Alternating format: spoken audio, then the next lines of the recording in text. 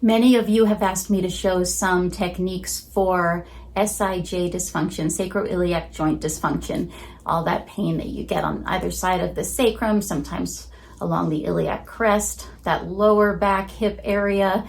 So we're gonna alleviate some of that today. I find that using a ball is very, very helpful for low back stuff. So if you have one, go ahead and grab it and we'll get to it.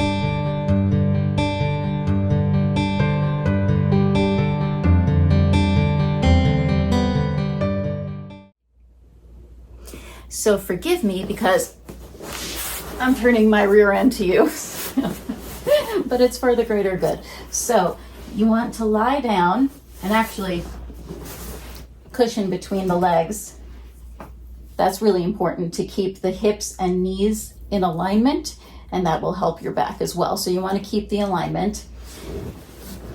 You lie down and you can use your thumb, your fingers.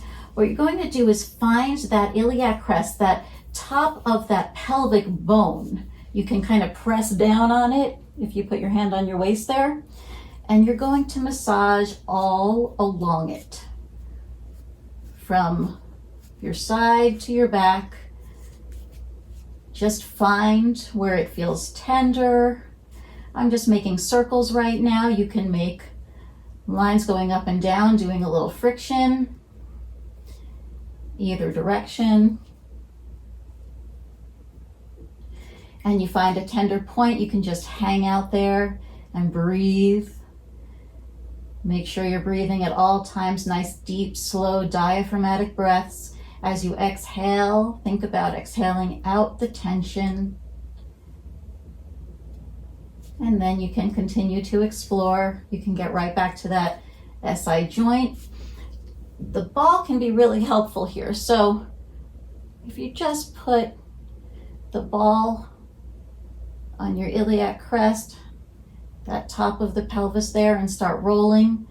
And honestly, it doesn't have to be precise. If it feels better to you to go up into the low back area a little bit, do that. If it feels better down on the sacrum, go for it.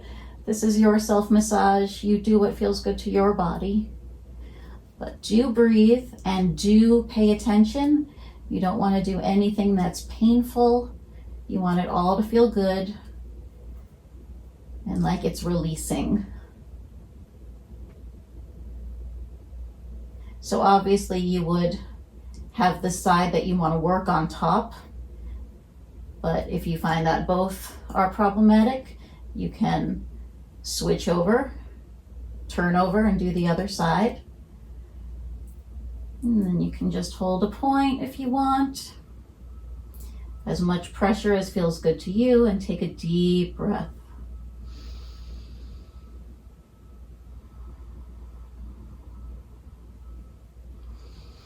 You can even come all the way to the side of the hip.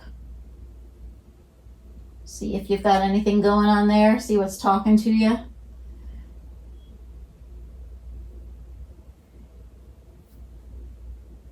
And when you feel that you've covered the whole area pretty well, you're going to gently come on to your bottom. You're going to cross the side that you just worked, cross that leg across, making a figure 4 here.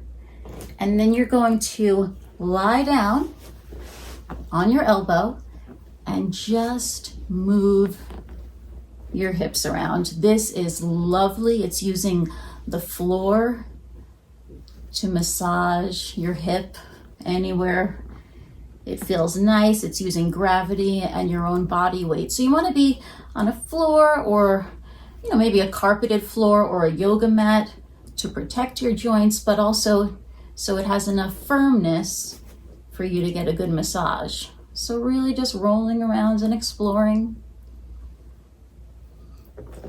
My foot is on the table for support, and I've got my forearm here for support, and I'm just rocking. And it is lovely. It's such a wonderful way to massage places that are hard to reach with your hands.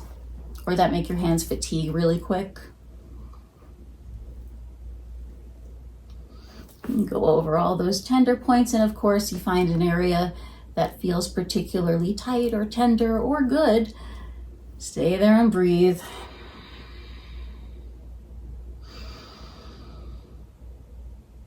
Long exhales out.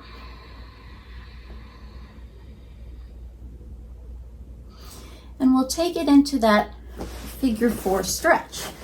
Sometimes you might hear it called reclining pigeon pose in yoga. So you still make that figure 4, but now we're lying down on our backs. You can stretch by gently pressing the leg away from you. If you want more stretch, you can actually pick up the bottom leg and draw it towards your chest, flexing both feet, so toes up to the ceiling to make sure you protect your knee joints, if this is okay, and just breathe into that.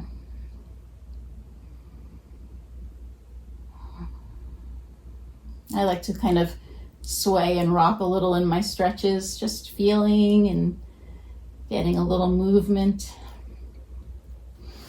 And then bring your foot back down, still in your figure 4, and this might be intense. So go really slow and easy. If it's too much, don't use the ball.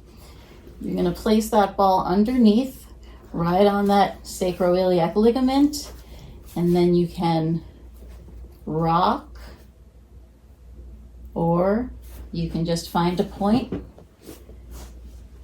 and just lie down, putting your weight into it and letting gravity release. If you want more pressure, you surrender your body more down. You just let everything go. If you want less pressure, you can press into your foot that's on the floor, and that'll help support your body and ease the pressure off. And then you can experiment with different places. Ooh, there's a good one for me. It's intense, but it feels really good. So I'm just going to breathe into that.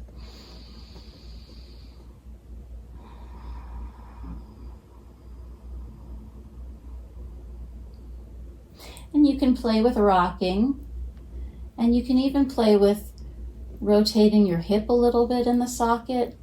Internal, external rotation, see what that does. Oh, this is lovely. I could do this all day.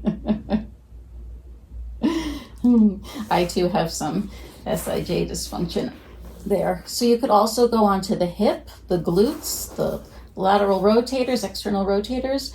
All of that's awesome. All of that is involved. It's all connected. So anything you find that needs some work, you give it some love and feel it release, and hopefully feel better after you stand up too and start walking around.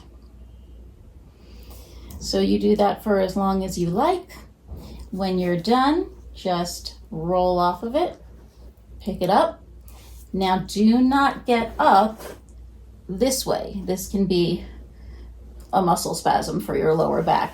Roll to your side and press yourself up to save your back. I hope this was helpful for you. If it was, give me a like, comment below, let me know, and subscribe to my channel, please. I've got lots coming out. Hit the notifications bell so that you know about it when it does come out. I'll see you soon.